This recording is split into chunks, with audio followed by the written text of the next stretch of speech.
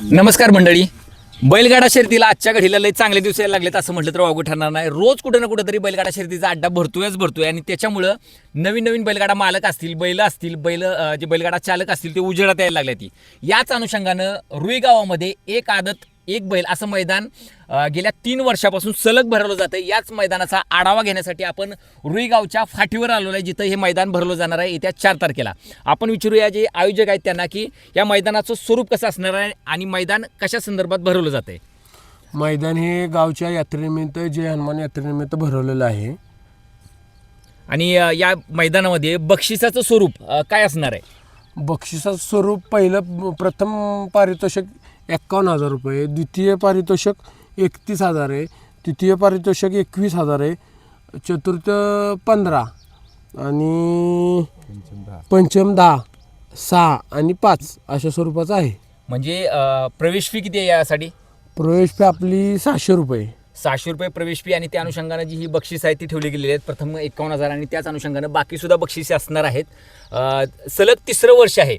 मागची 2 जी मैदानं तुम्ही केली होती ती एकदम पारदर्शक झाली होती. हे मैदान कसं पार पडणार आहे? हे पण तसंच एकदम पारदर्शक पद्धतीनं संघटनेच्या हिशोबाने पारदर्शक पडणार आहे. संघटनेच्या नियमात बसतंय सगळं त्या पद्धतीने केलं जाणार आहे. पल्ला किती असणार आहे टोटल? पल्ला 800 फूट राहणार. पल्ला 800 फूट आणि 2 फाटीमधलं अंतर 14 फूट अंतर आहे. म्हणजे फाटीतलं अंतर आतला अंतर 14 फूट आहे. आणि पल्ला आणि पुढच्या साईडला काय अडथळा वगैरे? पुढे अडथळा काही नाही. पुढच्या साईडला अडथळा वगैरे काही नाही, सगळं क्लिअर आहे. हो. ह्या जे मैदान आहे त्याचं लाईव्ह प्रक्षेपण कोण करणार आहे? P3 live. P3 लाईव्हला आपण याचं लाईव्ह प्रक्षेपण बघू शकतो.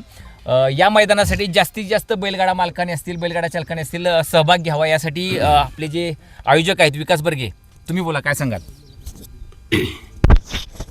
मित्रांनो, या बाईटच्या निमित्तानं मी तुम्हाला सांगू इच्छितो की रुईचं ही पारंपरिक 3रं पर्व आहे आणि 3ऱ्या पर्वातलं हे तुम्ही आज जय हनुमान केसरीचं मैदान या बाईटद्वारे मी तुम्हाला सांगतोय.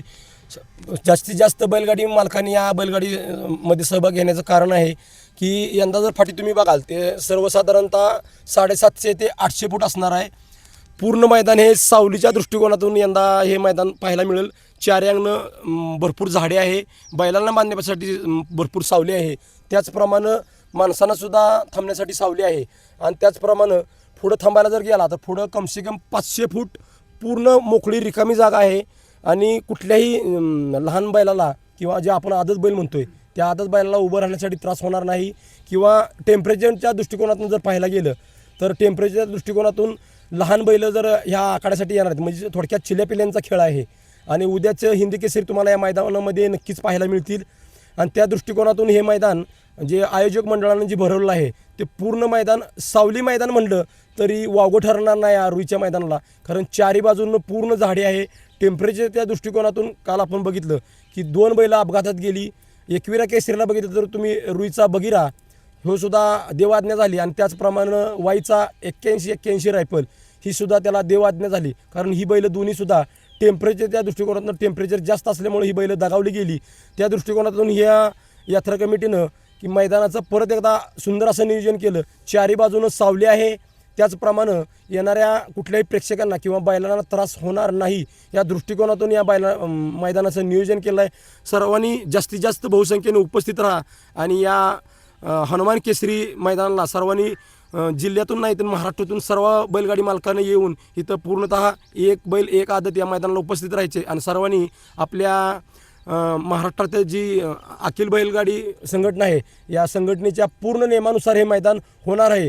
तसं जर का जास्त टेम्परेचर वाटलं तर मध्ये आधी 1 तास हा खेळ थांबवण्याचा निर्णयसुद्धा आमच्या यात्रा कमिटीने घेतला आहे. आणि त्या दृष्टिकोनातून हे मैदान होणार आहे. संग्राम भाऊ, नक्कीच जसं आता आयोजकांनी सांगितलं मैदानाचा आढावा आपण याआधी फिरून सर्व घेतलेला आहे. पुढच्या बाजूला कसलाही अडथळा नसणार आहे. 800 फूट पल्ला असणार आहे. 2 फाटीमधलं अंतर 14 फूट असणार आहे. बक्षिसाचं स्वरूप सांगितलं गेलं.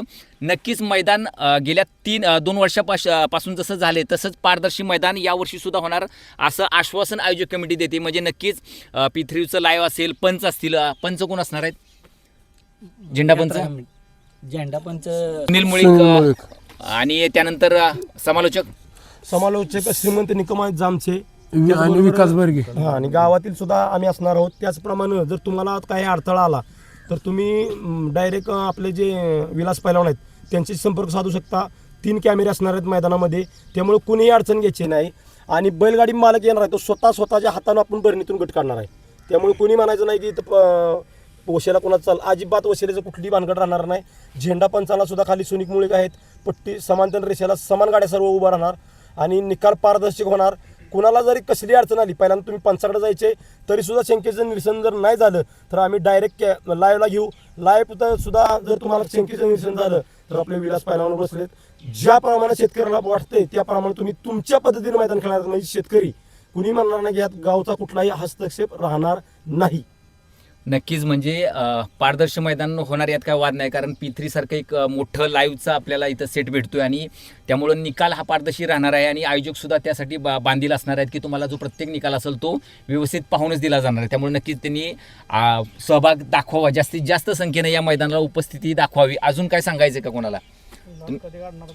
हां, सर्वात महत्त्वाचा मुद्दा की आदल्या दिवशी लॉट काढणार नाहीत. लॉट मैदानात सर्व बैलगाडा मालकांच्या समोर काढले जाणार आहेत आणि बरणीतून काढले जाणार आहेत. म्हणजे असं नाही की त्यामध्ये काही फ्रॉड होऊ शकतो, यासाठी आपण सगळ्यांच्या समक्ष काढणार आहे. काय सांगाल त्याबद्दल? माईक दे. 9:30 लॉट मैदाना दिवशी सकाळी 9 वाजता निघतील, डोळ्याला पट्टी बांधून लॉट काढले जातील.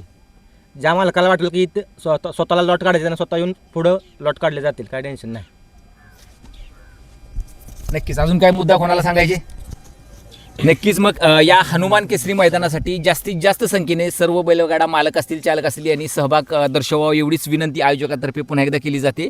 आणि नक्कीच आदल्या दिवशी वाटतं तर तुम्ही फाटी बघू शकता, एकदम उत्तम रित्या सजवलेली आणि तयार केलेली फाटी आहे. त्यामुळे नक्कीच या मैदानाला तुमच्या सर्वांचा जी उपस्थिती आहे ती अनिवार्य आहे असं म्हटलं तर अवघड ठरणार नाही. धन्यवाद. धन्यवाद. द्या की जरंडेश्वर महाराज की जय.